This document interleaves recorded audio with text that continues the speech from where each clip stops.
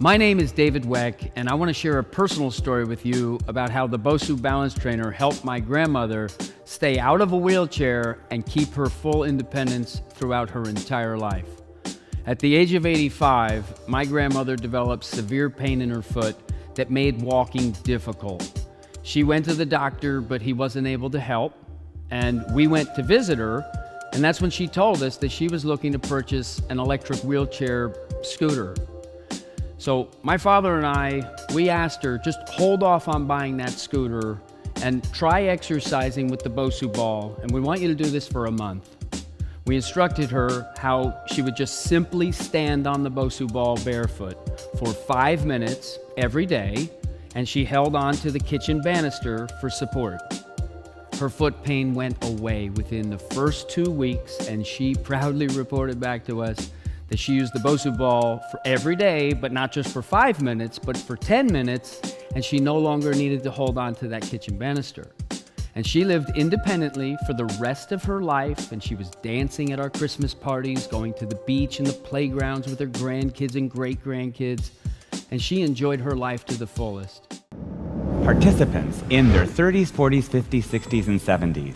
For this release, we are going to use the BOSU Balance Trainer, and Bernadette is going to share her story with you how this population can face the #1 and #2 fear that we have every day as we age gracefully. Bernadette, what's the #1 fear that we have? The fear of falling down is our major fear. And #2? Trying to get up again. So let's show our friends one more time how we can do that. Hinge forward, hands first, knees second. And then you come up to a kneeling position. Now here's another progression, my friends. As she's going to come back and touch the knees and lift up, we're going to show them how you take your toes off of the floor. So we hinge forward, put the hands forward, bring the knees forward on either side of the BOSU logo, bring your spine upright, hands out to the side, Bernadette, and notice how her toes come off of the floor. A little more progression, could you take your arms out to the side like an airplane and turn towards me just a little bit? Little smile. Come back and face our friends who are watching us, and away from me with the core, and come back center. Inhale, come back up to center. Exhale, bend your right knee. Let's go to the other side. Gonna extend the left leg straight out. Your left toes are towards the ceiling. Your right foot's anchored to the ground. So we're at our base again, ankle underneath the knee. Start with your hands by your side, draw the belly in. Inhale, lengthen, extend right up through the crown of the head to send the left thigh bone down. This could be enough just flexing the left leg. If you need a little more intensity, inhale, lengthen again.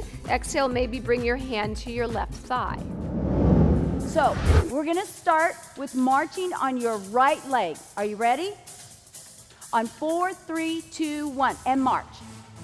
That's all you have to do is march in place. If you get confused, bring it back to basic right here.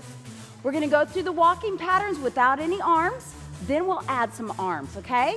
So we get the walking patterns down first. So marching in place, this is our home, this is base. Always bringing it back to our base.